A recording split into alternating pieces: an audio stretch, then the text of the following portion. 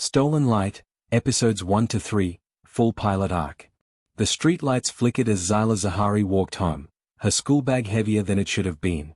Not because of books, but because of everything the day had carved into her. Every shove in the hallway. Every laugh that stung like glass. Every whisper that followed her like a curse. She kept her head down, counting her steps.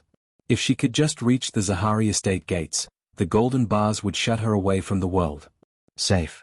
Or at least, that's what she told herself. 112 steps.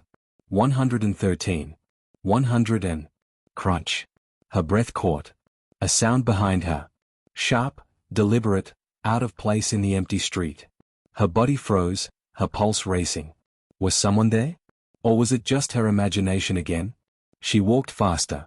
The shadows stretched longer, pressing in on her, and with each step her chest grew tighter. Then, her phone buzzed. She pulled it out, expecting one of her brothers. Instead, an unknown number glowed on the screen. Unknown, I see you, little light. Her mouth went dry. She almost dropped the phone. Another buzz. Unknown, don't turn around. Zylah's body stiffened. Her legs moved on their own, quickening her pace. The Zahari estate gates loomed ahead like a promise. But the words on the screen burned into her chest. Someone was watching. By the time she stepped inside the iron gates, her hands were trembling. Her family would never believe her. To them, she was safe, untouchable. To them, she was light. But in that moment, Zylah realized something had already been stolen. Her safety. Her peace. Maybe even her future.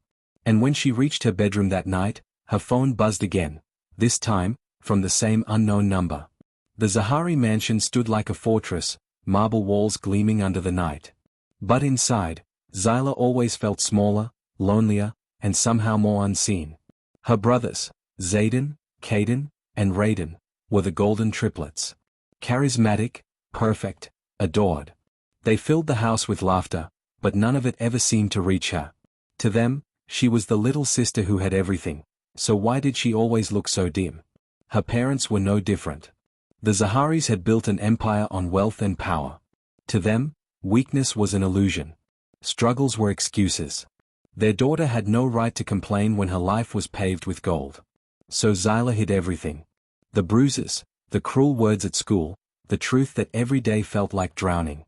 But that night, she couldn't hide the messages. Unknown, you don't belong there. Her stomach knotted as she stared at her phone under the blanket. Another buzz came almost instantly. Unknown, you'll understand soon. She locked her phone and shoved it away. It had to be a prank. It had to. But then, she saw it. A shadow. Just outside her window. Still. Watching. Zylah's breath caught. She scrambled to turn on the lamp, but when the light spilled across the curtains, nothing. Empty glass. And yet, her heart told her she wasn't alone. Moments later, when she dared to look again, she found something slipped beneath her door. A black envelope. Smooth. Cold. Her fingers shook as she picked it up.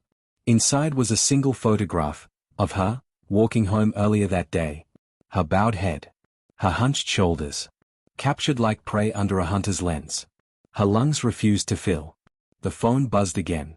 Unknown, your family can't protect you. Her mind spun. Whoever this was, they weren't just watching. They were close. Close enough to follow her. Close enough to leave this inside her house. The next morning, school felt like walking through a war zone. The whispers were louder. Some students giggled when she passed, some hissed words she couldn't fully catch. But one phrase clung to her. She's not who she says she is. Her chest tightened. Did they know? Did someone tell them? Or was this part of the same twisted game? By the time she returned home, her body felt hollow. Her family barely noticed. Her brothers were on their phones, laughing with friends. Her parents barely looked up from their wine glasses. She wanted to scream. She wanted to beg them to see her. But silence had long become her only language. That night, her phone lit up again. Unknown, you're mine now. Her hands shook as she typed back for the first time. Who are you? What do you want? The reply came instantly. Unknown, look outside. Zylah's blood froze. Slowly, she stepped to her window. And there, half buried in shadows, stood a figure. Still. Watching. Waiting. The phone buzzed one last time. Unknown, don't be afraid. Your light was always meant to be stolen. And in that moment, Zylah knew. This was only the beginning.